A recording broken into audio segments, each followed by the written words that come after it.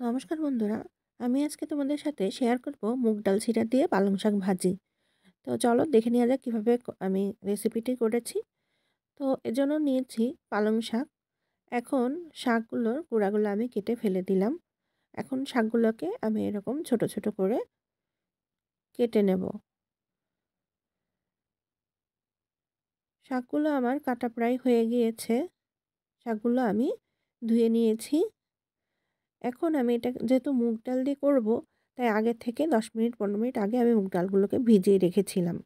এই তো মুগ ডাল এবং পালং শাক। এখন একটা প্যানে আমি কেটে রাখা পালং শাক সবগুলো দিয়ে দিচ্ছি।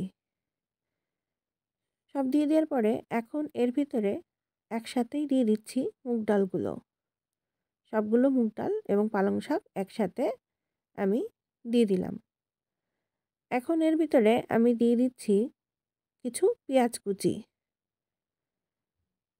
দিচ্ছি রসুন কুচি, দিচ্ছি কাঁচা লঙ্কা কুচি, দিচ্ছি সামান্য পরিমাণে হলুদ, আর দিচ্ছি স্বাদ অনুযায়ী লবণ। দেওয়ার পরে এখন আমি সবগুলোকে একটা খুন্তির সাহায্যে নেড়ে চেড়ে মিক্স করে নিচ্ছি। অলরেডি চুলায় বসিয়ে দিয়েছিলাম, চুলাটাও অন করে দিয়েছিলাম। এখন এটাকে খুব ভালোভাবে নাড়াচাড়া করে বসিয়ে দিচ্ছি। আমি এখানে কোনো জল দিচ্ছি না, কারণ শাক থেকেই জল বেরোনো শুরু হবে। অলরেডি বের হওয়া শুরু হয়ে গেছে। এখন আমি এটা একদম লো আছে 5 মিনিটের মতো ঢেকে রান্না করব, যাতে শাকটা সিদ্ধ হয়ে যায়। শাকের সাথে সাথে ডালটাও সিদ্ধ হয়ে যায়। যেহেতু 5-10 মিনিট আগে আমি ডালটা ভিজিয়ে রেখেছিলাম, তাই ডালটা অনেকটা ফুলে উঠেছে। দেখো আমি ঢাকনাটা খুলে দিয়েছি। শাকটা অনেকটা জল বেরিয়ে মরে মরে এসছে, মানে অনেকটা সিদ্ধ হয়ে গিয়েছে। এই পর্যায়ে আমি একটা পাত্রে ঢেলে নেব শাকগুলো। ঢেলে নেওয়ার পরে এখন প্যানে আবারও তেল দিয়ে এর ভিতরে আমি দিয়ে দিলাম 5 ফোড়ন, আর দিলাম শুকনো লঙ্কা ফোড়ন। শুকনো লঙ্কাটাকে আমি এভাবে চিড়ে দিয়ে দিলাম। এখন এটাকে খুব সামান্য সময় কয়েক সেকেন্ডের জন্য নাড়াচাড়া করার পরে এর ভিতরে আমি দিয়ে দিলাম রসুন কুচি। রসুন কুচি দিয়েও বেশ ভালোভাবে একটু নাড়াচাড়া করে নিলাম। এখন এর ভিতরে আমি দিয়ে দিলাম পেঁয়াজ কুচি আর কাঁচা লঙ্কা কুচি, দিয়ে আবারও খুব ভালোভাবে নেড়ে চেড়ে হালকা করে একটু ভেজে নেব। এর জন্য একটু সময় নিয়ে আমি নাড়াচাড়া করে নিলাম।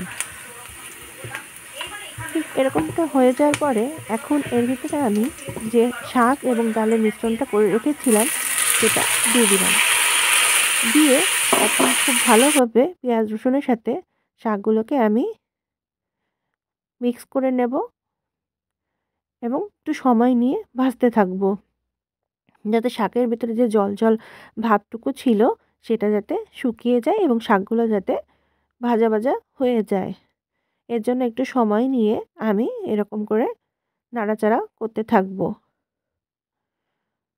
যখন দেখব যে জলটা শুকিয়ে গিয়েছে এবং শাকগুলোও ভাজা ভাজা হয়ে গিয়েছে, এই পর্যায়ে আমি নামিয়ে নেব। তো আজকের রেসিপি এটাই ছিল আমার মুগ ডাল সেটা দিয়ে পালং শাক ভাজি। তো আমার ভিডিওগুলো যদি তোমাদের ভালো লেগে থাকে তাহলে অনুরোধ রইল আমার চ্যানেলটি সাবস্ক্রাইব করে আমার পাশে থাকার জন্য। তো আজকে এখানেই শেষ করছি।